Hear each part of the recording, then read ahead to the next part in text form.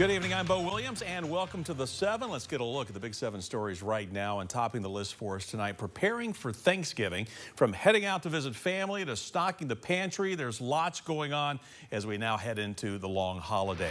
We do start our big 7 list, though, with people making sure that they have everything they need for the big meal. Now, we visited a Food City store this afternoon, meeting East Tennesseans out to grab the ingredients they need. And for some, an unwelcome ingredient is stress and waiting to shop until the very last minute, which can only add to more of it.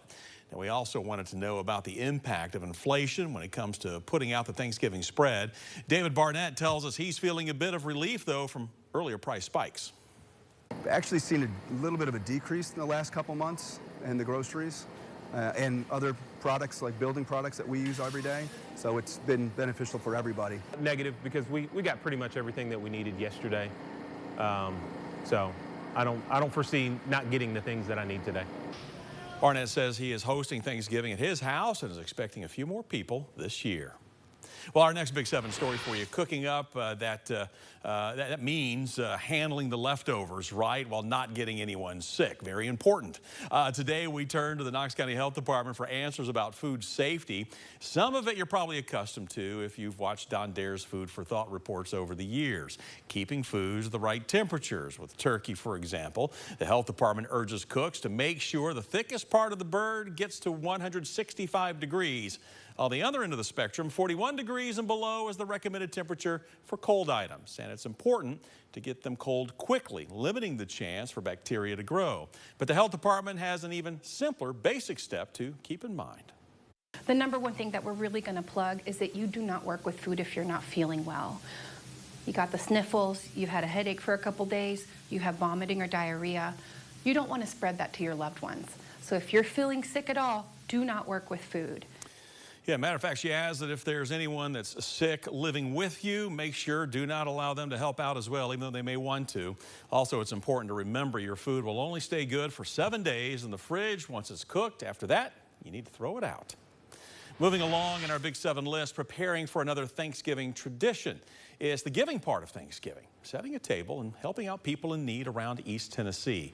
Knox Area Rescue Ministries preparing for its 37th annual Thanksgiving Day celebration. Karm says it hopes to provide 400 meals. It means a lot that we have the opportunity to bless these people in this way because it often all starts with a meal here. It allows the opportunity for these people who are experiencing homelessness to have that meal, have their hearts opened, and have their minds changed about things and experience a restored life and going forward and moving back into a positive direction. Karm is inviting anyone who wants to attend their Thanksgiving feast at 10:30 a.m., 11:30 a.m., and 12:30 p.m. tomorrow. Holiday weekends also ramping up the numbers of people out on the roadways. Many are already traveling today for the holiday, and this weekend is predicted to be the busiest in years. As a matter of fact, according to the Tennessee Highway Patrol, just in the Thanksgiving weekend of 2022, Tennessee had 14 fatal crashes across the state. Many of those, well, were due to distracted driving. If you're going to have your cell phone with you, make it hands-free. Most cars today have the thing where it connects to your car, or you can get a stand or whatever, but that's one of the biggest things, is just staying off your cell phone.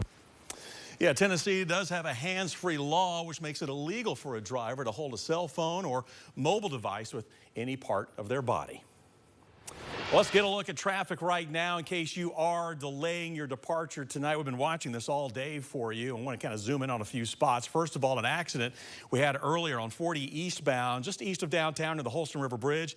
That has now been cleared. There is still one vehicle off on the shoulder. You see it down a little far off there in the distance, but we've still got some backups you need to watch out for. Again, this is 40 eastbound. Another live look using the T-Dot SmartWay camera. 40 east at the top of your screen there near Asheville Highway. Very, very slow. We'll back it up even more, get you a little bit closer to town. Again, camera has frozen on us, but just know you're going to see some backups eastbound there on 40. It was slow northbound 75 for a time today up near Clinton, but now traffic back up to 65 miles an hour, so that's good to see. If you're heading westbound, those slowdowns we saw throughout the day out near Lovell Road on 40 West looks good now. Traffic flowing nicely for you there. Here's another live look near the I-140 interchange. Not seeing any problems for you at this hour. And then our final stop, we'll head south, just north of the airport right now along Alcoa Highway. Traffic north and southbound rolling along.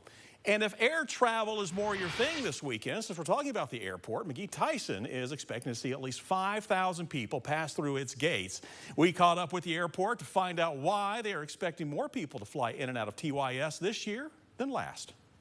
McGhee Tyson Airport has seen 8 consecutive months of passenger growth, not counting holiday travel. So we expect that this holiday season will be bigger than last year because we are seeing higher than normal passenger loads just on a daily basis.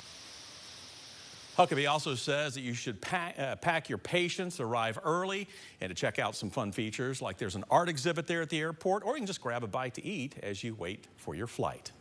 And take a look at it if you're going to be heading out right now. Arrivals, departures at McGhee Tyson Airport for you. We do have a few delays out there. An American Airlines flight looks like to Dallas, a little on the delayed side there on the delayed board. United flight to Denver, also Allegiant to West Palm. Again, check ahead with your individual airline to make sure that they are running on time. As we've been seeing, Mother Nature has some ideas in other parts of the country, and if it's near some of those hubs, it's going to impact us here. So let's check in with Chief Meteorologist Ken Weathers right now over in the Storm Center. Bo, thankfully things pretty quiet across our area. After a few showers earlier today, some much needed rain over towards the Smokies.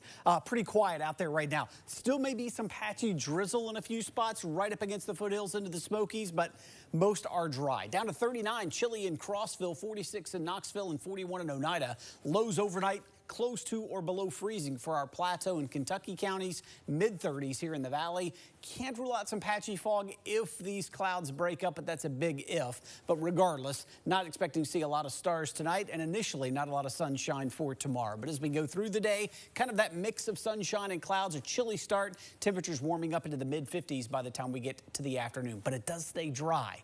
I'll tell you when there's at least an opportunity for rain coming up. Just a few minutes, Bo. All right, Ken, we'll check back with you. Back to our big story list for you as the National Park Service is calling 2 recent wildfires in our area the work of an arsonist. A few hours ago, rangers putting out a call to the public for help tracking down a person responsible. They're saying 2 fires were started Monday in the Rich Mountain area with high winds, dry conditions. The Great Smoky Mountains National Park and other parts of our area were under a red flag warning at the time, and rangers had put in place a park-wide burn ban. Well, the fires were first reported around 2:30 that day, and by Tuesday morning, more than 6 acres had burned, prompting the voluntary evacuation of homes near the park boundary.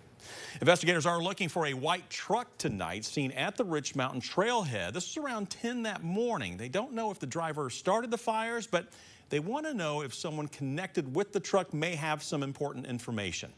If you can help out, maybe you're the person that owns the truck, call 1-888-653-0009, or you can submit a tip at the National Park Service's website. New details tonight indicate Sean Williams may not have left Greenville, Tennessee until almost a month after he escaped from a prison van. Williams was caught by a patrolman in Pinellas County, Florida. That's near the Tampa area. He was spotted yesterday in a Toyota pickup truck that was stolen from the Greenville area. Williams made his original escape back on October 18th, and despite major search efforts in Greenville, nothing turned up. It wasn't until November 17th that Williams was finally spotted in Sylva, North Carolina. Investigators were not aware of the stolen truck until it was spotted on video in Sylva. Now, investigators then tracked the vehicle to Pinellas County. Investigators say the belief right now is that Williams, remained in Greenville at least for a time after his initial escape. To think that somehow he was able to manage eluding the capture, during that period of time, it sounds like he might have been hiding in an old attic or something that was pretty disguisable and maybe was moving around at nighttime.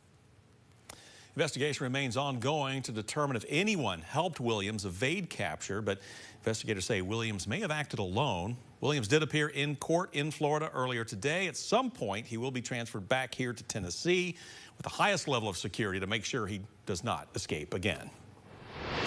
We have some national news in our Big 7 list that we need to touch on for you tonight. The international border crossings between the U.S. and Canada in the state of New York are officially closed. This all comes after the FBI began its investigation into a vehicle explosion earlier today. The incident happened at the Rainbow Bridge in Niagara Falls, connecting New York and Ontario, Canada.